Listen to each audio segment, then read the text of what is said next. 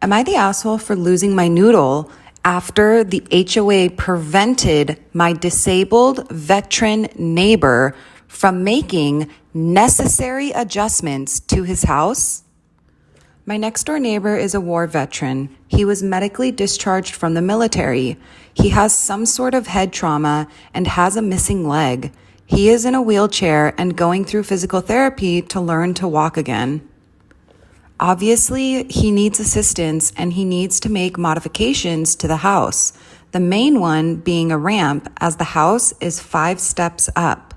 He moved in with his sister, who owns the house.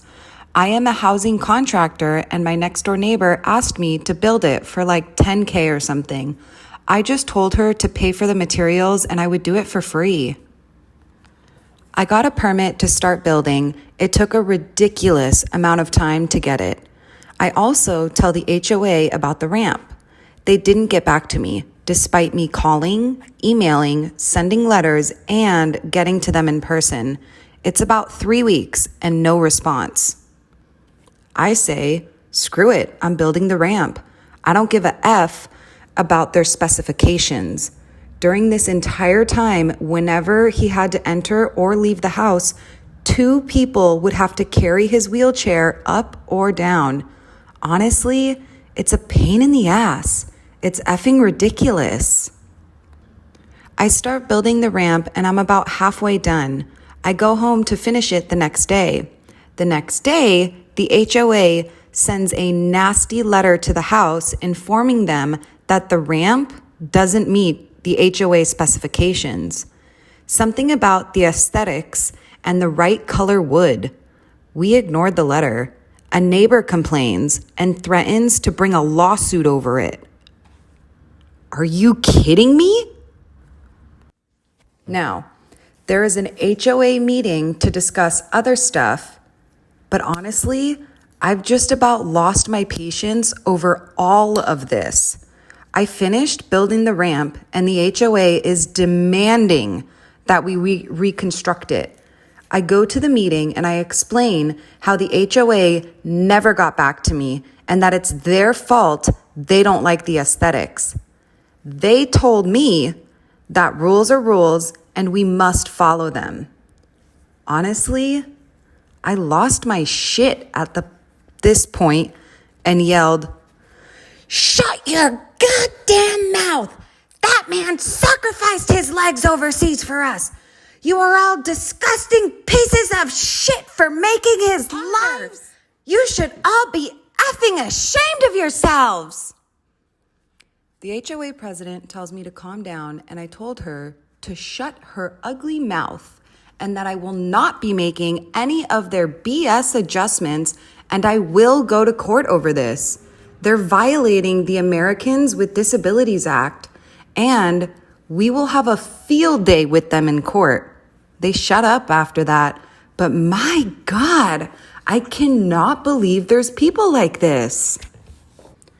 So, am I the asshole for losing my noodle after the HOA prevented my disabled veteran neighbor from making necessary adjustments to his house? Am I the asshole for telling the court that I would rather live with my dad after my mom showed up with her stepkids to the dinner that I planned? My 15 female parents divorced when I was 3. My mom remarried 2 years after that, and my dad 5 years after. They have 50-50 custody until last month when I decided to fully live with my dad. Both of them have stepkids with whom I'm not really close to. They're more like friends than my brothers, and at first, both of them prioritized them over me.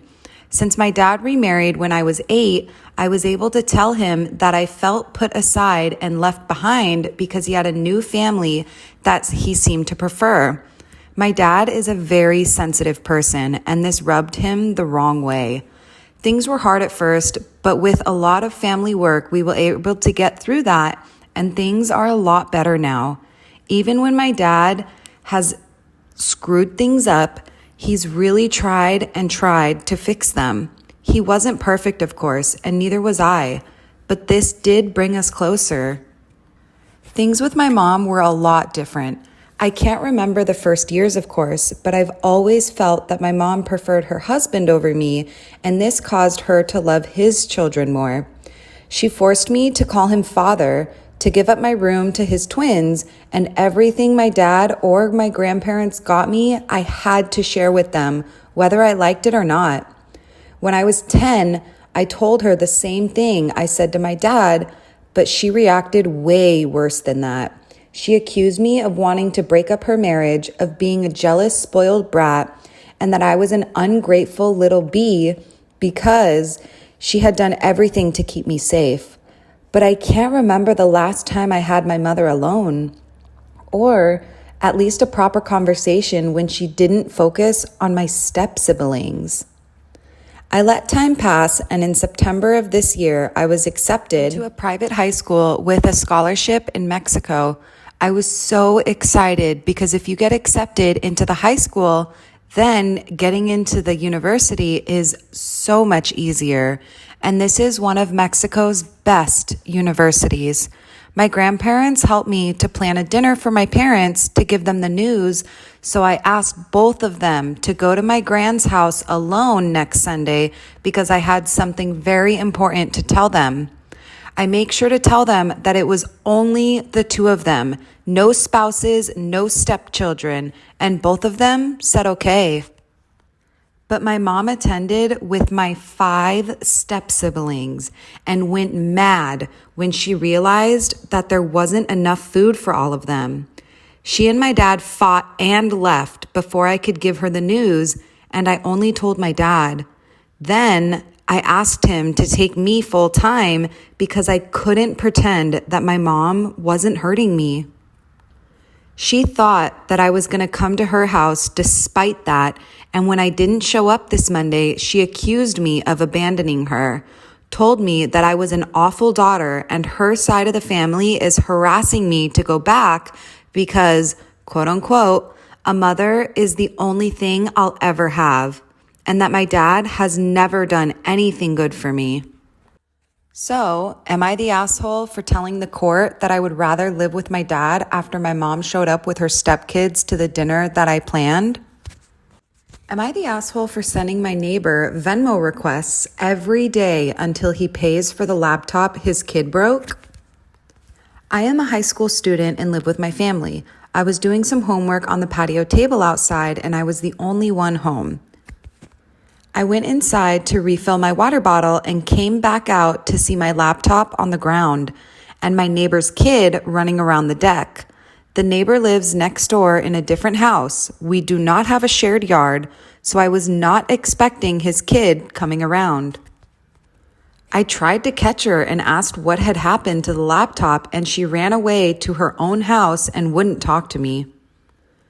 I went back home and checked on the Ring camera and saw a video of my neighbor's kid running into the yard, running under the table, pushing up on the underside of the table, causing everything on it to tilt and slide to the ground, and running away. In under a minute, I had been inside. I downloaded the video to my phone and went to the neighbor's house to ask him for money to replace the laptop. I decided to ask for $1,700 for the laptop and $159 for the lost time that I had spent doing homework that I would have to redo. I valued my lost time at the amount I'm paid at work, since I'd likely have to skip a couple shifts at work to redo the assignment. I went to the neighbor's house and he said he wasn't going to pay because I shouldn't have left the laptop out and anything could have happened, like rain or something. I said it was a clear day and I only went inside for literally less than a minute. Anyway, quote unquote, anything didn't happen. I had a video of his kid, quote unquote, happening to my laptop, and since she was too little to pay for it herself, he had to as her dad. He said no. Now, this might be petty, but I have his Venmo because my family and his family did a barbecue block party thing and I had to pay him for a share of the shopping. So every single day, I have sent an $1,859 request to him and he keeps declining it. I told my family, and they think I shouldn't have left out the laptop and that I was harassing him doing that and that they would replace it for me. They would be using some of my college fund money. But I feel like they shouldn't have to pay. Plus, I'll need that college fund for college. So I've kept on with the Venmo requests, and I also posted the video from the camera on the community Facebook saying, "Hey, any advice here? I had a neighbor's kid come to my house and break something expensive on camera. Are they supposed to pay? And how can I do that? The parents have been refusing to pay a bunch of times. Is there some homeowner insurance to help? Sorry for dumb questions. I'm a high schooler and have never dealt with something like this before." Anyway, my parents found the post and got upset at me for stirring the pot and for continuing to Venmo request him. So, am I the asshole for being so stubborn about getting paid for the broken laptop? Am I the asshole for telling my daughter to stop boiling her menstrual cups in the spaghetti pot? I, 43 female, am a single mother of twin girls, both 15. I've been using menstrual cups for about 10 years, so I taught my girls to use them too, because they are much cheaper to replace once a year than buying tampons. I have a special pot for boiling menstrual cups because I don't want to boil those things in pots that I cook in. One of my daughters thinks I'm being a germaphobe, but I think it is disgusting because we eat in that pot.